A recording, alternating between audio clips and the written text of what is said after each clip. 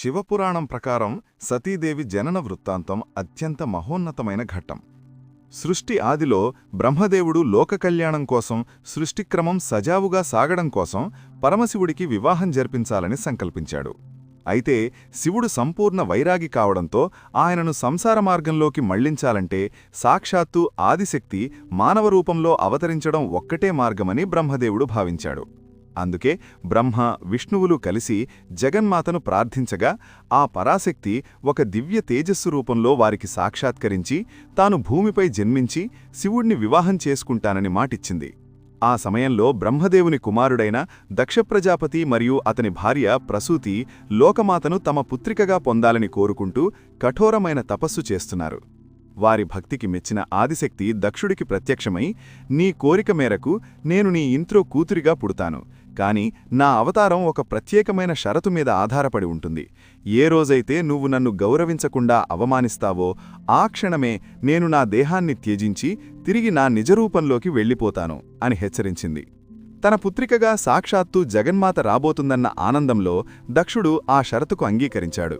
కొంతకాలం తర్వాత ప్రసూతి గర్భం దాల్చింది. ఆమె గర్భంలో ఆదిశక్తి ఉండటం వల్ల ప్రసూతి ముఖం కోటి సూర్యుల ప్రభతో వెలిగిపోయేది. చివరకు ఒక అత్యంత శుభప్రదమైన రోజున వసంతకాలపు రాకతో ప్రకృతంతా పులకిస్తుండగా సతీదేవి జన్మించింది. ఆమె పుట్టినప్పుడు ఆకాశం నుండి దేవతలు పుష్పవృష్టి కురిపించారు. దుందుభినాదాలు మిన్నంటాయి. ఆ పసిపాప సాధారణ శిశువులా కాకుండా పుట్టగానే చిరునవ్వులు చిందిస్తూ దివ్యమైన కాంతితో వెలిగిపోయింది. దక్షుడు ఆమెకు సతి అని, దక్షుడి పుత్రిక కాబట్టి దాక్షాయిణి అని నామకరణం చేశాడు. మరియు అపురూపమైన లక్షణాలు చూసి దక్షుడు ఆనందంతో పొంగిపోయాడు. తన తపస్సు ఫలించిందని సంతోషించాడు. సతీదేవి బాల్యం నుంచే సాధారణ బాలికలకు భిన్నంగా ఉండేది. ఆమె అలంకారాలపై, ఆటపాటలపై పెద్దగా ఆసక్తి చూపలేదు. బాల్యం నుంచే ఆమెలో ఒక విధమైన వైరాగ్యం, అలౌకిక చింతన కనిపించేది.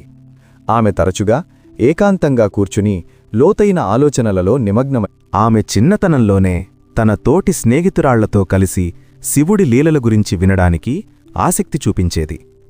ఎవరైనా శివుడి కథలను చెప్పినా, ఆయన మహిమలను వర్ణించినా ఆమె చెవులు రిక్కించి వినేది. శివుడిని ధ్యానిస్తున్న మునులను, ఋషులను చూసి ఆమె ప్రభావితమయ్యేది. వారికి సేవ చేయడానికి ఆమె ఎప్పుడూ ముందుండేది. శివుడికి ప్రీతికరమైన పుష్పాలను సేకరించడం, ఆయన నామాన్ని జపించడం ఆమెకు అత్యంత ఇష్టమైన కాలక్షేపం. ఈ బాల్యం నుంచే ఆమె హృదయంలో శివుడి పట్ల ఒక అపారమైన, అవ్యక్తమైన ప్రేమకు బీజం పడింది. ఆమె శివుడి రూపం, ఆయన ఆచార వ్యవహారాలు, ఆయన నిరాడంబరత, ఆయన త్యాగశీలత పట్ల అమితమైన ఆకర్షణను పెంచుకుంది. లోకంలోని భౌతిక సౌందర్యం, ఐశ్వర్యం ఆమెను ఎప్పుడూ ఆకర్షించలేదు. ఆమె మనస్సు ఎల్లప్పుడూ కైలాసవాసి అయిన శివుడిపైనే లగ్నమై ఉండేది. ఈ బాల్యపు సంస్కారాలే ఆమె భవిష్యత్ తపస్సు, ప్రేమకు గట్టి పునాదులు వేశాయి. సతీదేవి యవ్వనంలోకి అడుగుపెట్టేసరికి నారద మహర్షి ఒకరోజు దక్షుడి వద్దకు వచ్చి సతీదేవి హస్తరేఖలను పరిశీలించి ఆమె జన్మించిన ఉద్దేశ్యం శివుణ్ణి చేరడమేనని, ఆమెకు తగినవాడు ఆ ముక్కంటి మాత్రమేనని స్పష్టం చేశాడు. ఆమె శివుడి పట్ల ఉన్న ప్రేమ మరింత ప్రగాఢమైంది. తన భర్తగా శివుడిని మాత్రమే పొందాలని ఆమె సంకల్పించుకుంది. తన తండ్రి దక్షుడు శివుణ్ణి ద్వేషిస్తాడని, ఆయనను అగౌరవపరుస్తాడని తెలిసిన సతీదేవి తన నిర్ణయం మార్చుకోలేదు. ఆమె ప్రేమ కేవలం బాహ్యరూపానికో, లోక ఆచారాలకో పరిమితం కాలేదు. అది శివుడిలోని పరమాత్మ తత్వాన్ని, ఆయన నిరాడంబరతను, ఆయన అనంతమైన కరుణను ప్రేమించింది. శివుడిని భర్తగా పొందడం కోసం ఆమె కఠోరమైన తపస్సు చెయ్యాలని నిశ్చయించుకుంది. రాజభవన సుఖాలను, ఐశ్వర్యాన్ని త్యజించి దట్టమైన అరణ్యాలకు వెళ్ళింది. అక్కడ 100 సంవత్సరాల పాటు ఘోర తపస్సు చేసింది. ఆహారం, నీరు, నిద్ర లేకుండా శివుడి నామాన్ని జపిస్తూ ఆయనను ప్రార్థిస్తూ ఉండేది.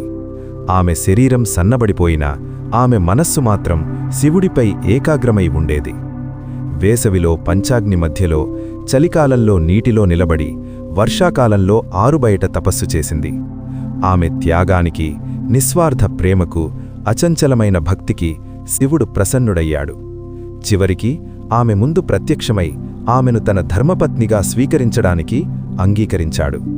ఇది సతీదేవి శివుడి పట్ల ఉన్న అపారమైన ప్రేమకు, ఆమె సంకల్పానికి, త్యాగానికి నిదర్శనం. ఆమె ప్రేమ నిజమైన భక్తికి, త్యాగానికి ఒక ఉదాహరణగా శివపురాణంలో వర్ణించబడింది.